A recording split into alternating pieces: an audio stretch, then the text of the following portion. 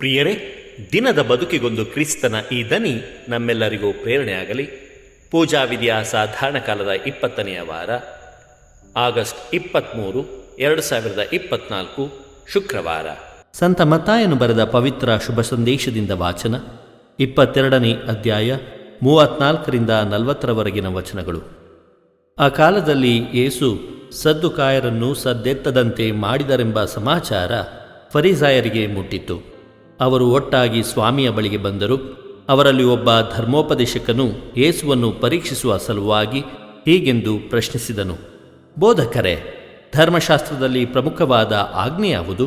ಅದಕ್ಕೆ ಪ್ರತ್ಯುತ್ತರವಾಗಿ ಯೇಸು, ನಿನ್ನ ಸರ್ವೇಶ್ವರನಾದ ದೇವರನ್ನು ನಿನ್ನ ಪೂರ್ಣ ಹೃದಯದಿಂದಲೂ, ನಿನ್ನ ಪೂರ್ಣ ಆತ್ಮದಿಂದಲೂ, ನಿನ್ನ ಪೂರ್ಣ ಮನಸ್ಸಿನಿಂದಲೂ ಪ್ರೀತಿಸು. ಇದೇ ಪ್ರಮುಖ ಹಾಗೂ ಪ್ರಥಮ ಆಜ್ಞೆ. ಇದಕ್ಕೆ ಸರಿಹೊಂದುವ ಎರಡನೇ ಆಜ್ಞೆ ಯಾವುದೆಂದರೆ, ನಿನ್ನನ್ನು ನೀನೇ ಪ್ರೀತಿಸಿಕೊಳ್ಳುವಂತೆ ನಿನ್ನ ನೆರೆಯವನನ್ನೂ ಪ್ರೀತಿಸು. ಸಮಸ್ತ ಧರ್ಮಶಾಸ್ತ್ರಕ್ಕೂ ಪ್ರವಾದಿಗಳ ಪ್ರವಚನಕ್ಕೂ ಈ ಎರಡು ಆಜ್ಞೆಗಳೇ ಆಧಾರ ಎಂದರು. ಪ್ರಭುವಿನ ಶುಭ ಸಂದೇಶ. ಕ್ರಿಸ್ತರೇ ನಿಮಗೆ ಸ್ತುತಿ ಸಲ್ಲಲಿ. ಚಿಂತನೆ. ಪರರನ್ನು ಪ್ರೀತಿಸುತ್ತಾ ದೇವರನ್ನು ಪ್ರೀತಿಸಲು ಯೇಸು ಕರೆ ನೀಡುತ್ತಾರೆ.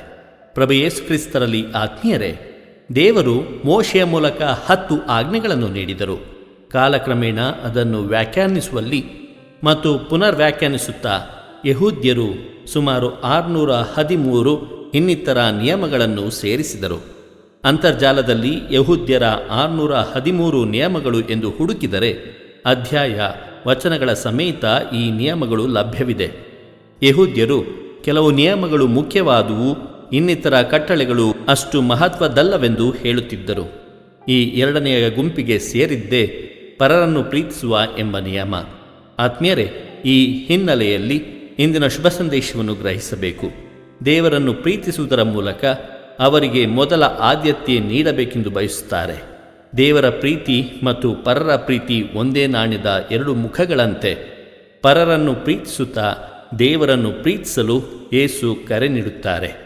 ಈ ಕರೆಯ ಮೂಲಕ ಪ್ರಭು ಯೇಸು ನಾವು ದೇವರನ್ನು ಪ್ರೀತಿಸುವುದಾದರೆ ಆ ಪ್ರೀತಿಗೆ ಹಿಡಿದ ಕನ್ನಡಿಯೇ ಪರರನ್ನು ಪ್ರೀತಿಸುವುದಾಗಿದೆ ಎಂಬುದನ್ನು ನಮಗೆ ತಿಳಿಯಪಡಿಸುತ್ತಾರೆ. ಪ್ರಿಯರೇ, ನಮಗೆ ದೇವರನ್ನು ಪ್ರೀತಿಸುವುದು ಸುಲಭ.